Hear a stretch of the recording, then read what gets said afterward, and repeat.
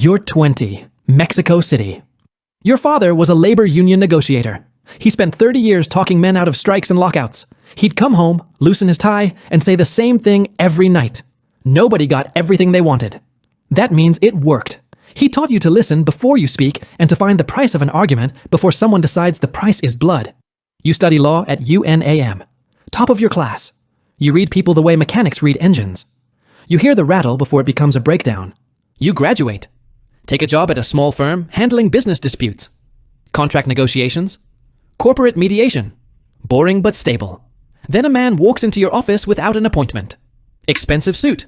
Gold watch. He says he has 2 business partners in a disagreement over territory and revenue. He needs someone who can sit between them and find an arrangement before things turn destructive. He offers $50,000 for one meeting. Your annual salary is $40,000. You take it because the money is impossible to refuse and because the word destructive doesn't mean what you think it means yet.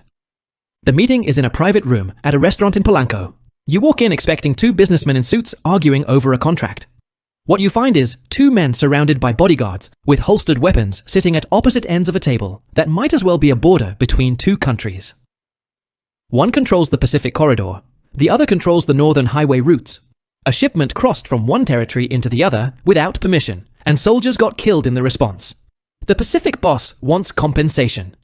$8 million and a public apology. The northern boss says he'll burn the Pacific corridor to the ground before he apologizes to anyone. Both men have enough firepower to turn a mid-sized city into a graveyard, and you're sitting in the middle with a legal pad and a glass of water and a law degree that didn't prepare you for any of this. Your hands are shaking under the table, but your voice doesn't know it. You do what your father taught you. You listen. For 45 minutes, you don't say a word. You let both sides talk themselves out. You take notes. You watch their faces. You listen for the thing underneath the thing they're saying.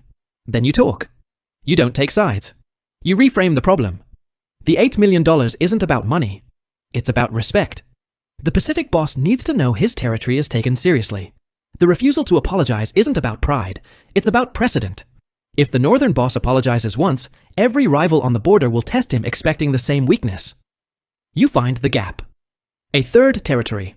A neutral corridor that neither of them currently controls running through Nayarit that can serve as a buffer zone and a shared revenue source. No money changes hands. No apology is issued. Instead, both sides gain access to a new route that generates income for both organizations. They didn't come here to share. But sharing is cheaper than war, and war is bad for business. And bad for business is the one language every man in this room speaks fluently. Both men agree. They don't shake hands. They nod. In this world, a nod from the right man carries more weight than any contract you ever drafted at the firm. You walk out of the restaurant at midnight with $50,000 in a paper bag and the understanding that you just prevented a war using nothing but a chair and the right sentence at the right time.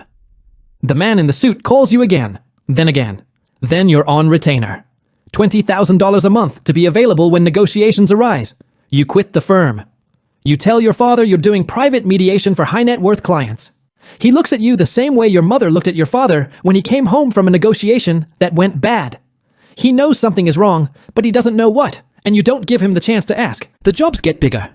A Colombian supplier is threatening to cut off a Mexican cartel because a payment was 3 weeks late. Both sides are posturing. The Colombians are rerouting supply to a rival. The Mexicans are talking about finding a new source. If the relationship collapses, a supply chain that took 10 years to build disappears, and both organizations lose hundreds of millions. You fly to Medellin. You sit in a room with a Colombian boss who speaks in metaphors and a Mexican representative who speaks in threats. You translate both into business language. You find the gap. The late payment wasn't disrespect. It was a liquidity problem caused by a police seizure that neither side wants to admit happened. You propose a restructured payment schedule with a 15% premium on the next 3 shipments as a goodwill gesture. The Colombian gets his money plus interest. The Mexican keeps his supply line. Nobody loses face. Deal closed in 4 hours. You fly home with $100,000 and a reputation that's spreading through the cartel world like a quiet fire. A Yakuza-affiliated group wants to establish a methamphetamine pipeline through a Mexican cartel's Pacific port. 2 organizations that don't speak the same language, don't share the same culture, and don't trust anyone outside their own blood. You're brought in because you're the only person both sides are willing to sit across from. You spend 3 weeks shuttling between Tokyo and Culiacan, building the framework for a deal that involves shipping routes, revenue splits, quality guarantees, and enforcement protocols for breach of terms. You draft everything on paper because neither side trusts digital communication. The final agreement is 40 pages long and reads like a corporate joint venture. Except the product is crystal meth, and the enforcement clause involves consequences that no law firm would put in writing. The deal holds for 3 years and moves $2 billion in product. Both organizations consider you untouchable because you're the architect of their most profitable partnership. That's your protection. You're too valuable to kill. Then a negotiation goes wrong. 2 Mexican cartels are fighting over a border crossing in Tamaulipas. The crossing is worth $500